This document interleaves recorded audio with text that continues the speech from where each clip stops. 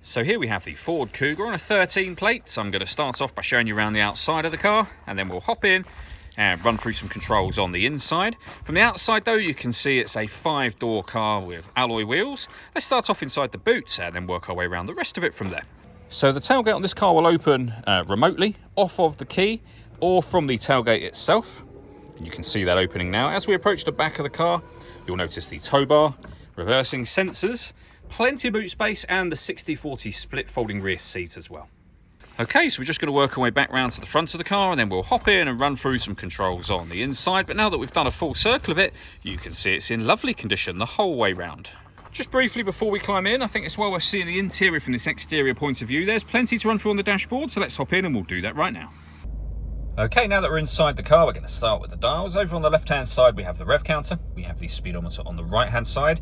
In the middle at the bottom, the fuel gauge and coolant temperature gauge. And above that, the main trip computer, which includes the total miles of the car. They are 80,736. The information displayed above that can be changed using buttons on the steering wheel for various bits of individual trip computer information, or you can have these 4 pieces of information displayed simultaneously. So the bottom left-hand corner of that screen, it will show you what gear this car is in. It's an automatic.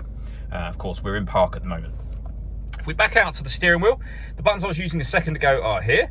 We have cruise control and speed limiter down there as well.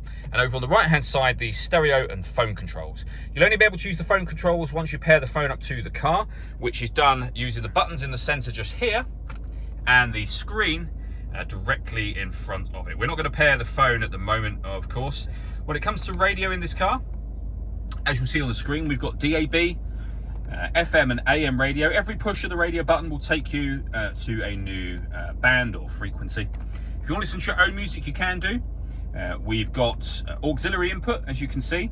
We have a CD player. We have USB as well, so you can plug a device in that way. And we have Bluetooth audio. So once you've paired your phone, you can make and receive phone calls and stream your music wirelessly. And all of that is done with the buttons here. Main volume for the stereo is this dial just here. Working our way down, we have the dual zone climate control. So you can adjust the passenger temperature, the driver temperature. You can increase and decrease the fan speed from here. You can determine what direction you'd like the air to be distributed in. And when you're happy with those settings, this button turns your air conditioning on, and you'll see it says on down on the screen. Push it again to turn it off. Or you can hit auto, which is this button just here. The car will now take control, and you can see it's saying so there, but it will take control of the fan speed and the direction of the air to maintain the temperatures that you've asked for. Any manual adjustment will override that and allow you to put it back on your own settings. Beneath that, we have a heated rear and front screen. We can open the tailgate for the car from inside the car just here. And then we have the gear lever for the fully automatic gearbox. We have a heated driver and passenger seat and a 12-volt charging socket as well. The last thing I wanted to mention is the panoramic glass roof for the car. So you have a sun blind that will open up just here. It will stop at this section, press it again, and it will open all the way to the back of the rear seats. You can leave it like that, and as you can see, that lets in a huge amount of extra light. But if you wish to, this front section will open as a full sliding sunroof as well. All that leaves me to say is thank you for taking the time to watch this video. If you'd like to come and see the car in person and have a test drive, please feel free to give us a call here at Surrey Specialist Cars. We'd love to hear from you soon.